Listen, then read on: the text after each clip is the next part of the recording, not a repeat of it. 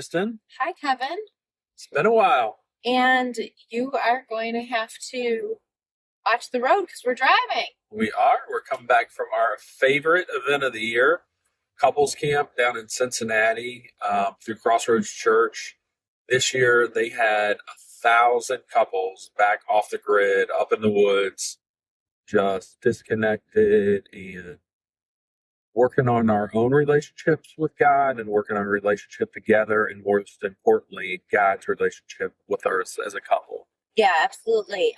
It's pretty massive and unbelievable when you get out into the wilderness. For those of you who haven't heard us talk about events like this, like Couples Camp, we do retreats with couples on a smaller basis.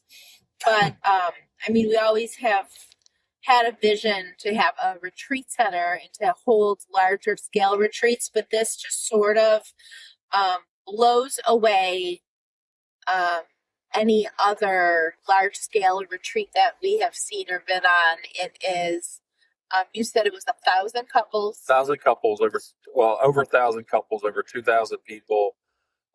This year they had camped out, tents, some overlanding. Some people drive in, some people walk in. No campers, no anything like that. But just you and nature. We had a nice the tents that go on trucks too, right? Yeah, overlanding. Okay. So this year, and actually last year too, Friday night brought us some spring showers. Oh yeah, that's some right. April showers. Last year too. A lot of April showers on Friday night. Enough to be wet, enough for people to seek shelter, for some people to go in and not come back out. But literally it was about 2.5 hours and then it was over. And yesterday was absolutely beautiful. We have buzzards ahead of us here just flying around to find some death. But it was absolutely beautiful. And just really, Southern Ohio this time of year is so much further ahead than Buffalo because we're still cold. Things are starting to change. Blossoms and leaves and stuff are starting to pop. But down here, it's green and it's pink and it's white and it's yellow and it's purple and it's and spring. White not as it's snow. No, no snow, but absolutely beautiful. And thank you again, Brian and Libby Tome, to Judd and Danny. They do this year after year, and it's just, to us, it is the best you can do for your marriage. It is the one thing that we just will not miss. It's on sale for the next week. Should be dropping soon, and we'll definitely sign up to lead again. And I think we have some friends that signed up to lead again for Buffalo. Next year, I believe they're going to have next year is Matt and Lauren Chandler and his wife. So it'll be absolutely amazing. This year we had Jenny and Zach Allen. And they were phenomenal. They were so great. Talked about their marriage, the struggles in their marriage. And I think that a lot of times when we struggle, we don't really realize that just everybody struggles. They might not have the same struggles, but they're there. So whether it is a Christian couple that you see at church that's a pastor, because at that time, I think even when they started to talk about a lot of they shared their story. Walked through, he was a pastor. He was launching church in Austin and doing all that. And Jenny was home taking care of the kids and stuff. And let me say this, guys, because when I heard Jenny Allen, I'm like, oh, this is going to be great. It's this woman who's going to talk about women and somehow the guys are going to be the bad guys or, whatever it may be. But they were real. And he was such a dynamic speaker. Yeah. Like, if he wasn't, I realized that I don't necessarily want to say that she's the big name, but she might be who you would have heard of in the couple. But they were if both. He wasn't married to her, he would be. Or she wasn't who she is. If she wasn't right, because he was just an engaging. I loved listening to him speak. You can tell why he launched such a huge church because he was great. He was phenomenal, just as great as she was. They were both great. Yeah, but guys, even in this, like, I seriously had those things in the back of my mind, which definitely aren't from God. But I really did. And, I didn't, I had expectations because I knew what Crossroads was, or what, what couples camp is, because we experienced it twice before. So I knew that. Last year when we went, it was Dave and Ann Wilson for vertical marriage, and it was amazing. And then this year, I'm like, all right, Jenny Allen, I know the name, I know the stuff and everything. But the way they brought marriage to the forefront and really talked about it and did show both sides, and they had his perspective and her perspective and their perspective, and it really was a great time. We brought two couples with us that had never been before, and they got it. Like, you just have to be there to see it in the worship tent, like, the whole time. Like, 2,000 people off the grid and just all singing to Jesus. And it's That amazing. alone, you're right, it's just mind blowing. Like, just to sit there, even to be quiet and just listen to all the voices around you.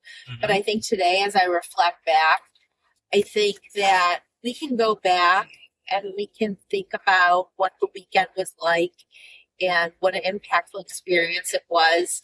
But until two people come together and say, okay, we're going to go and we're going to do this thing, and we're going to put ourselves in an uncomfortable position where Wow. where God will meet us, because we're going to strip it all away. We're going to not only strip away the comfort, so we're going to be uncomfortable together, and we're going to be open to what the other person has to say. We're going to be intentional. We're going to have time of solitude where we're going to look inward and get with God alone. We're going to have time of communal worship with everyone who is also in the same vulnerable position. And we're going to be vulnerable with each other while we're in a safe place with this small group of couples, because we get in a campsite with just Normally about five couples. like 3 to 7. I think the sweet spot's 5. And it's really like the secret sauce, that whole mixture of all of those things that you can't explain to other people, where they say, oh, yuck, I'm not going camping for the weekend. Like, I'm not doing that. But that's not what it is. You have to get to that experience with your phones off the grid, away, uncomfortable. Like, you have to have all of those elements in it in order to sort of... Cooper's Hawk, guys, you missed it. Okay, in order to sort of see that brand new growth, that brand new wellspring that God's going to bring into your marriage, and that revelation that he's going to give you that you might not have at home with your distractions, with your day-to-day, with your comfort in your zone. So yeah, that comfort word, I use it a lot. You overuse it. Yeah, you think so? I think you do, because when I hear you say it now, I don't. It's not just like you just say it. So one of my favorite books I read a couple years ago is The Comfort Crisis by Michael Easter. And it talks about how our generation, and not too many before us, are the first who had everything. We were comfortable. We didn't have to worry about it, where our shelter, our food, care, safety, anything came from, because it's all right here. And that has now come true to most of the world. So it's kind of crazy, but in the end, God didn't make us to be comfortable. And we just get so wrapped up in our comfort that we miss it. We miss that part. And what I really do like about couples camp, or what we try to do on our retreats and different things, is you have to take people out of that comfort zone. And because let me stop you there to bring you to that. We're not taking anyone down to that uncomfortableness. No, Well, you just said, like, fending for your food, fending for your, like. we could. Okay, but I mean, like, none of these are even half of that. No, but the point is, if you're too comfortable, like Maybe it's your job. Maybe it is your kids. It's whatever. If you're that Your comfortable, routine. yeah, in your routine, you don't need God because you're just comfortable. You have all the things you need. When you start to strip those layers away of the comfort, then that's when we actually learn to rely on God and actually not only express that need, because we're really quick to express it when something pops up, that's it's kind of like that old saying, everybody's a believer in a foxhole or something like that. When it's all crashing down, everybody's quick to cry out to God. Mm-hmm. But when it's good or even just comfortable, then Study. we just really hold those things back.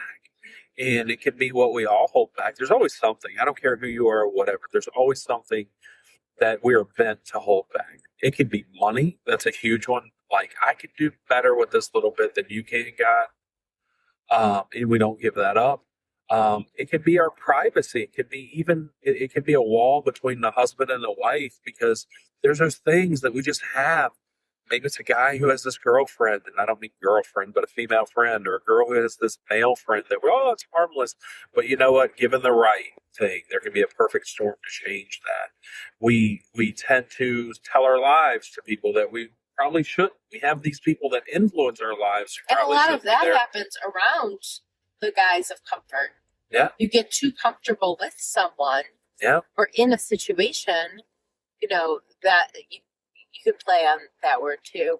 Or maybe you're highly successful and you've got everything and you think, okay, but we fail to remember that that's not going to be the way. Life's not easy. There'll always be something. It might be something you do, or it could be just a hand you're dealt. That's something Robbie said this morning, because we forget that a lot of times there's no reason of the why. Why did it happen? Yeah. Why did I get cancer? Why did I lose my job? Why did my kids know this side of heaven. Why to whatever? It's just the hand we're dealt. So we really have nothing to do with it. And when we try to deal with the hand we're dealt and don't even know what we're doing, and we're too worried about the why than the who, then we miss it. So that's my honest 100% reason I love couples camp. And like I said, when we do it on a retreat, I'm not saying we take you out in the woods and strip you naked and we're going to make you find your way or anything like that. It's not Naked and Afraid couples edition. It's like, okay, we're going to try to take this distractions away. We're going to peel back this layer and this layer. And when you do that, like Kristen said, in those groups, they're kind of like Amish, small groups. We got buggies going down the road here. But it's in the small groups, it's a place that we can do that. We can learn who we are. And another big, big important part of the retreat, of the couples camp, of a small group, you learn so quickly that you're not alone. Yes. That everybody goes through these things. And we forget that. When everything's going well, we want to be surrounded by our fans. We want to be surrounded by people like, wow, look at you. This is great. People who maybe envy what we have because we have more or something like that. Or the introverts will just like to be left alone. Yeah. But when we're shoulder to shoulder going through life, like that's where it gets real. And it's one thing to be doing life together as a show or superficially, like, oh, our kids are on the same team and they do this, or, oh, it's my work people. We're going to do all these things. It's another thing to be going through life together where you're doing life.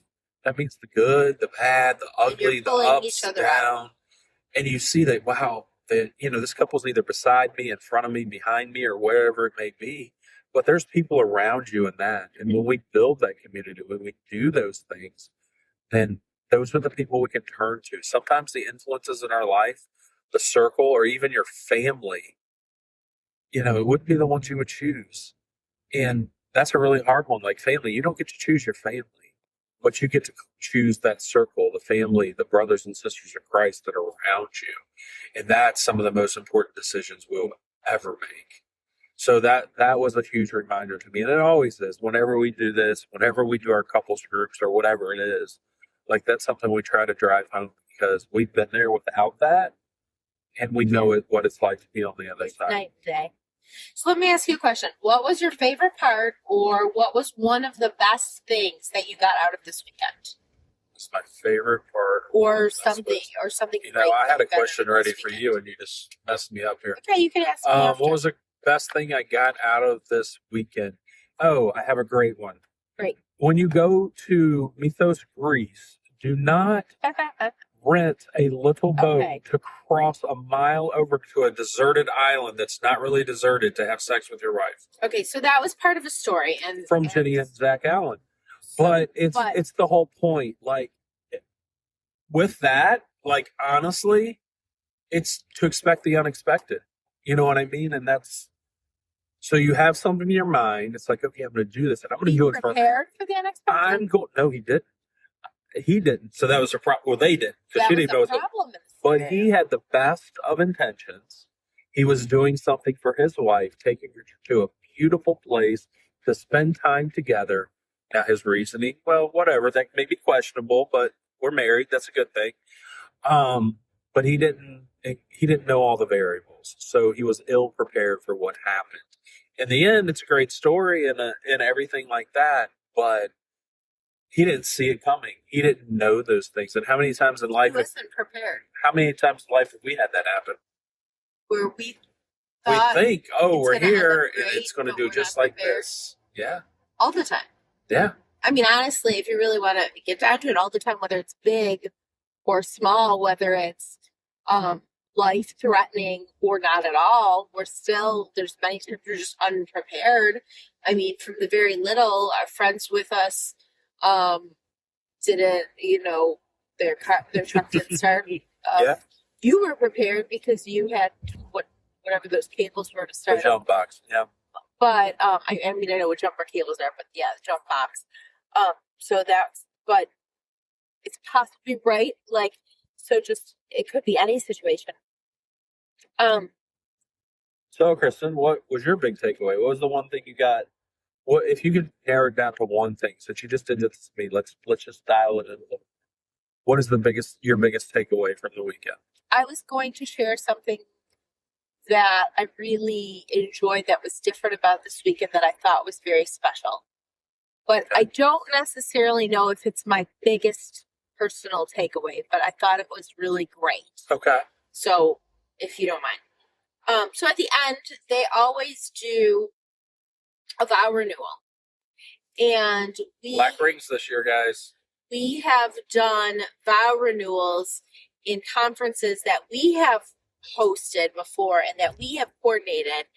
And a question always comes up because couples come. So I'm looking at this maybe from a different scenario as someone who is in couples ministry and hosting or coordinating a conference, but also from a couple's perspective. And let me say this, like, we do this at with the conferences we do if we put them on because we have seen it other places. We didn't come up with this.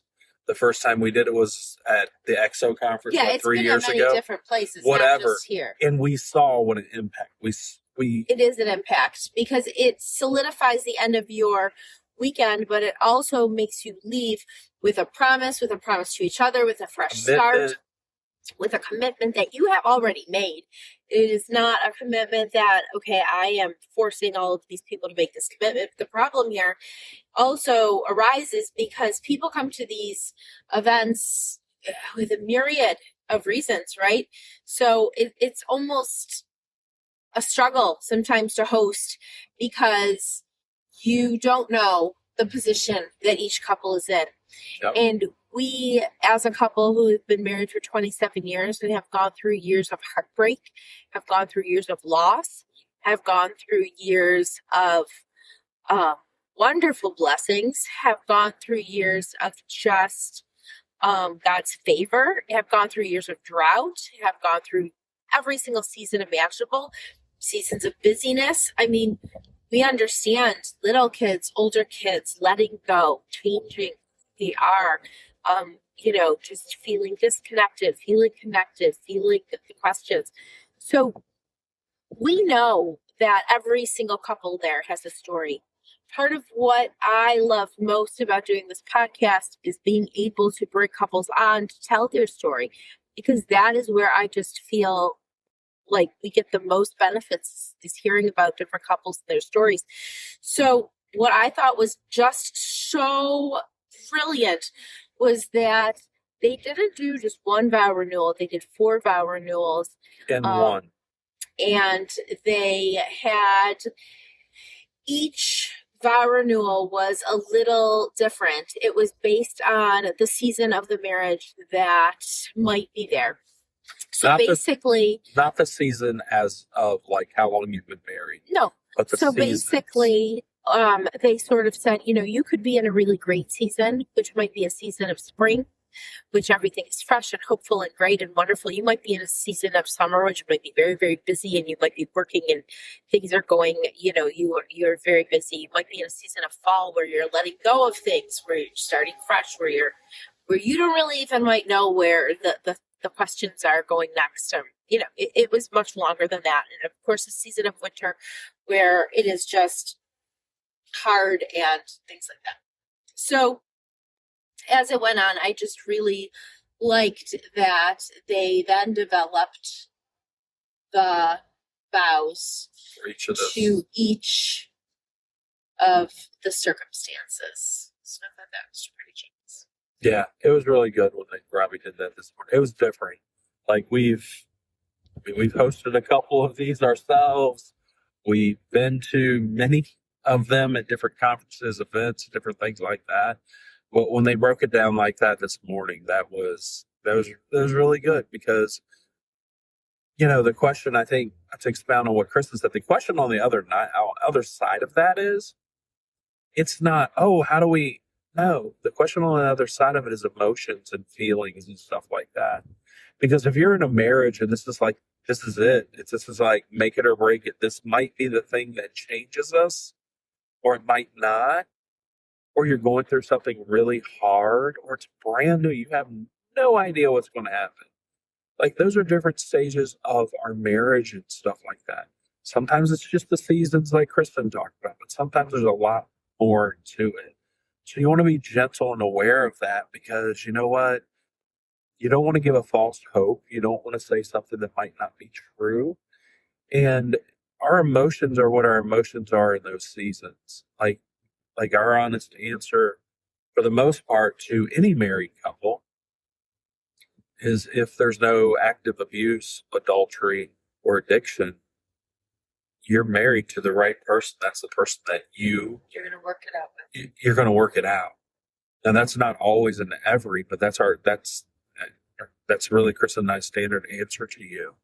Yeah. But there's those other people that's like, all right, I'm going to try and stuff like that. That's how I was thinking, like, you've got those different hearts there. Yeah. For different reasons. Yeah. So it's really hard, guys, but we all go through those different seasons. And the best thing is when you've been through those seasons and you can share your story. Exactly. Which just shares what Jesus has done in your life and your marriage with others. That's what builds hope. That's what tells people that you're not alone. Like it's okay. It can get better. And do that. Share your story. Like don't be afraid to bring others up. Yeah. That way. Yeah. So it's good. And on the way down there, well, I had read we had the leader guide and we had the book like weeks ago. And so I knew what was coming. I knew what we were going to do as leaders. And then I knew what the people were going to be asked to do and stuff. And we got some really good reminders of that along the way. And there's this thing I've been working on for quite a while.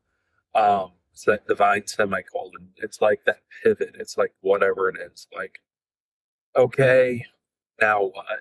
And that really was one of the big themes. Like, okay, now what this weekend? But to me, it was that divine semicolon where it's like, all right, this is an end, and we're going in a new direction. Might not be a complete end, but we are going in a new direction. We're going in a new direction.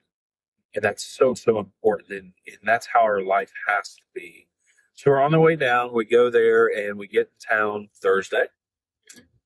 And so Chris and I were the last ones because we had a crazy morning on Thursday, so we're running a little And late. we're the farthest. And we're the furthest of the group that we had with us. So we get there and we're like within an hour of them. So like, all right, figure out something for dinner. Okay, we're going here. We pull in and the place closes at 8 and it's like 7:20. It was like 7:45. Whatever. So no, okay. So then we had to go through and change. We went to another place, really great place. It was good food, everything else. So I'm like, oh, God, okay, all right, it's funny. Let me say this: some of the people we have are they want to know everything a month ahead. Like, okay, No, but a lot of people are like that. there's people who are planners that are like, planner. we're going to stay here, we're going to do this, we're going to do that, Yes. we're going to have this for breakfast, we're going to do all these things and stuff. And while I find that all great, good, and fine, it is great. I think when we do that, we try to hold it so tightly that we don't give God the room to work. And it's kind of like a thing. We don't need God because we get, okay, I got this figured out. Mm-hmm. You take God out of the equation. So come to Saturday or Friday morning, mm-hmm. Chris and I we're going. I'm not sure where to go for breakfast. We find a restaurant. And we're on the way there. And didn't know where it was. We're talking about, and Krista goes to be, because we talked about one for Friday night. It was like it was in a bowling alley. No, it was a movie theater. The one on Friday night. Yeah, whatever. So then we're like, all right, we're going to go to this place. We're on the way there. Kristen says, "Oh, this looks like it's by." It's like no, we pulled in a gas station, and then we pull it. No, you showed me the picture first. Oh. We pull in, and I park, and literally we're at a Sunoco station, and there's a laundromat, and then there's this restaurant literally in a tiny strip, not even a strip mall, but a tiny place next to each other, and that was it. And I look at her, and I'm like, all right. We just laughed. We're like, pivot. God's pivoting us. And we get out, and I'm like, it's all good, guys. And it was really good. Everybody liked it. Actually, all of the couples laughed. We all were like, what is going on? Why are we eating at a gas station? But then it was really good. But it wasn't. It was really a separate. It wasn't. We weren't in the little restaurant. Had 748 reviews, and it was 4.8. It was fantastic. It was amazing. So, but when we drove away from there, I said to Kristen, I'm like, all right, here we go. Because I knew it was the pivot. That was what one of the pieces was like. All right, now what are you going to do with what you've come here? Figured out yourself, talked about with your spouse, and what are you going to do with it? And it's like, all right, God, that's it. And God showed us just on the way these little things. And again, this is something that's been in my mind and we've talked about for, I don't even know, 6 months plus, maybe a year, been talking about this. That's just one of those things, like how do we deliver this? What do we do with it? And stuff like that. So it was really encouraging in that way. And it just God is going to make you go through like. I can pivot. I'm good. Routine. Let's go. No, I think he's going to make you go through. Semicolon guy. I think he's going to make you go through the opposite. He's going to like put you with someone who's going to be like so boring and routine. He's going to make you grow through a routine because you enjoy the pivot. I do. And you're like claiming it. He's gonna shake you up and be like, "All right, Kevin, you're stuck in a routine." I don't think so. Great. But so we went down and everything and coming in. So there's this one couple that we met the first year we went. And on our way down, we text everybody like, who's going back? Who's going back? Really cool fact, though. Last year, we had 4 couples with us. This was cool. 3 from Ohio, 1 from Phoenix or Flagstaff. I don't know, but it was Arizona. That they knew nothing about couples camp. They saw a thing, went online. It was their anniversary, and they said, "Hey, why don't we go do?" You love that. This. You love that spot. They flew in, rented a car, met us, and we went in together, not knowing anything. That was so fun. So it was amazing. These are some very newly married couples. Oh yeah, they were all young and newer old. And whatever, and you got us. One. So it's like, all right. So one of the things throughout the weekend that was a theme and everything was they're talking about kids and they didn't know what they're going to do and all this stuff and everything. And when we put in that group chat on Friday when we were headed down, Friday, no, Thursday we put it in, and of those couples, they had all either had a baby or are expecting one. So all of the couples from last year are having babies that we'd prayed for that were in our camp. So except us, and we are not. We're too old for that. No. So maybe a grandbaby once the girls get married. The year before we went in, and we knew no one. Mm-hmm. And we had some couples from Cincinnati and Ohio. We had a couple from Connecticut and a couple from New Hampshire. Which is a long drive, longer than ours. It's 7 for us. It's 12 for them. But they're amazing. We always have kept touch. So last year when we came, the one couple we talked to, they were supposed to be coming from Connecticut. Then something happened. They couldn't come. The other couple did come. We're talking whatever. We ran into them at the Walmart, like last civilization before we went in and saw them and everything. And it was really cool. We saw them throughout the weekend and stuff. This year, same thing. It was only them. The other couples, everybody had something else going on, like important and stuff. So we see them at McDonald's this year. We see each other and their group and stuff like that. And we got to spend some time with them over the weekend, and it was really, really amazing. So you like that? You like coming back, seeing old faces, making new friends. And like it's really, really good. And this morning, one of those guys, the one from New Hampshire, came over to see this guy he met at man camp or something. And why are you staring at me like that? I'm listening. That's kind of awkward. Story. And everything. And that guy gave his life to Christ this morning. Yeah, there were a lot of people who gave their life to Christ in that town this morning. And we got to lay hands on him and pray for him. We did. And you shared your number. Yeah. And the guy right next to me. Yeah, the guy right next to you had hands on both shoulders. Yep. It was really good stuff. Very impactful, super amazing. And in that, the other guy, the guy from Connecticut, he had told me about his pastor 3 years ago. And he has a podcast, Dangerous Man.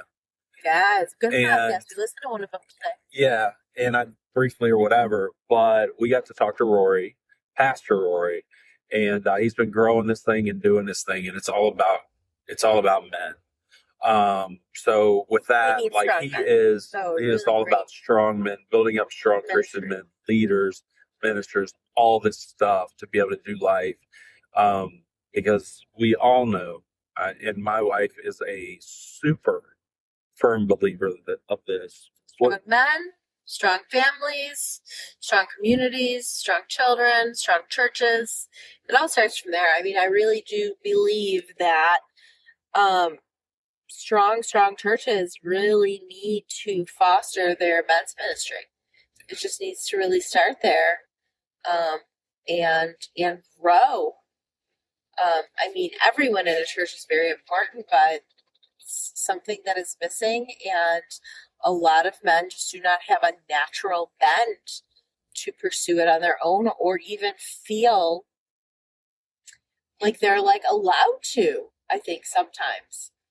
Yeah. So Rory's, I think that's a great ministry. Rory's latest podcast, which he did on Wednesday, talks about the 6 men you don't want in your circle, the 6 dangerous men you don't want in your circle, because they're going to bring you down. They're going to be bad influences. Without buddies too, I've noticed. Like, just as we're talking to couples, they either have buddies that they've had forever, like their circle of friends from college, but then they drift into lone men, it seems. Either that, or these are the people that you grew up with, did things. These guys are out drinking, doing things that God's not calling you to do. And, but they're your friends. They're these friends that have been there for a long time, rather than breaking that and moving into another circle. We just kind of let it all right, these are my friends. Yeah. For better, for worse, these are my guys. And we'll always have people like that, but the people we need to surround ourselves with, the friends around us, the mighty men that us as guys need around us, they can't be those people. Yeah. They can't be the ones that bring you down, that put you in bad situations, that encourage you to do you or whatever and not care and not do these things. We need to pull people around us with, shared desires and goals and wants and everything like that. Not the people that, there's some one of the things he talked about are the ones that like you just feel it when they call, when they're coming or something, and you just have to wait, like have this big sigh of relief when it's over. The ones that you dread, like it's like, oh, please don't call, oh, or whatever, or the ones that just like try to only call when they need. That's kind of like God. We talk about that a lot too. It's like, listen, God doesn't want to be that last resort. God wants to be that first phone call. That's why prayer is so important. That's why fellowship is so important and things like that.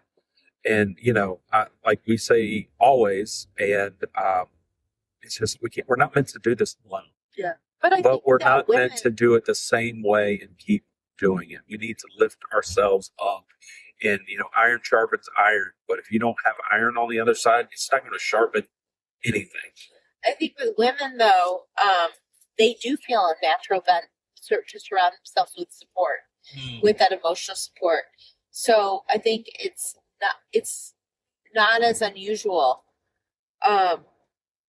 or it is more unusual to find a woman without any friends, to be completely alone. It does happen because sometimes women lose their friends in motherhood and they become isolated and lonely. Yep. And that's a whole nother thing that women experience, and they do need that support. However, it is much more common, I think, for men to just isolate, be alone. So Yeah. But really cool. We talked to Rory for some time. yeah. And we're going to do something together. Maybe. Either We'll see. like me on there, or We'll see. Rory asked if we would both come on. Well, he said he wanted to start doing more couples things. He hasn't done any couples things, so that would be exciting for him. Yeah. But that's So it. So you what never else? know. I don't know. It's a beautiful day. It's a beautiful day. We're driving Beautiful home. ride north. We've We been have stuck in 4 traffic hours twice. left till we But get home. Guys, like really, like we're back. I think we're back. Trajectory set. Yeah, Course we'll be back set. on here a lot. Mission set. Like seriously, I'd love to get 3 more retreats in this year. I'd love to do great. 3, baby. So last year we did a summer one, and we're definitely going to do that again. Yeah, we've got that planned. We're looking at August probably. And we've got And we're gonna do that. Adirondacks pretty much pending for We the last did- weekend of September. We did one last year, which probably one of the, I don't know. It was a really, really good one. We did it in the Adirondacks. We were kind of rolling the dice because it was the last week before the high season came, when all the fall busy. the Between leaf the summer peeker, busy and the fall peepers, busy. the city dwellers had to descend upon the mountains, look at trees, And we found a sweet spot. Like, we and found a really we were good spot. right there. We were I'd say maybe 2 weeks from it. Really, just big pops. It was perfect. But you could see God's paintbrush all over everywhere, and it was amazing. We'd like to do that It one was again. cooler. We got to do stuff. It wasn't as crazy busy, so that's really good. So we're definitely going to do that one. And our heart is definitely in the Adirondacks, so I don't think we really want to miss that. People are asking about it. Yeah, mountains are great. Water's great. Hey, Canada's great. We've done that a bunch of times too. Canada, It's really, really shoot cool. for November again for that But if we're going to. We're going to try to get 3 more out. The next one, we're going to do it a little different. It's going to be great. It's going to be really cool. I'm choosing the format for sure this time. I normally write the stuff we do and everything like that. Maybe we more on that one on our next podcast, and then we can maybe have a date planned with it. Yeah. Because So we'll that try to one's come up sort with of a date, special. guys. This is, That'll be our summer one. yeah, this is the weekend like that I don't know, we get a fresh perspective. We're reminded why we do what we do. And a lot of that is just because we've been there. Pretty much through all those seasons, multiple times. And Mostly because one of us is stubborn. yeah, she is very stubborn. No. Very stubborn. Honey, it's nice to say that about yourself. But no, I mean, we've got 4 girls, and this year's a hard year with that. We got our oldest graduating law school in 2 weeks. There you go. Syracuse. and our youngest graduates high school in about a month and a half. So there's a lot of busy stuff and everything, Yes, but also a lot of launch pads. and restarts. Yep. It's all good. So, Marriage in the Buff, we will Catch you be soon. getting some more podcast up, fix the website, all that fun stuff, and we will get the dates on for some retreats. Absolutely. Have But a great. you guys have a great day. Enjoy, and spring is upon us. Bye, guys. Bye, guys.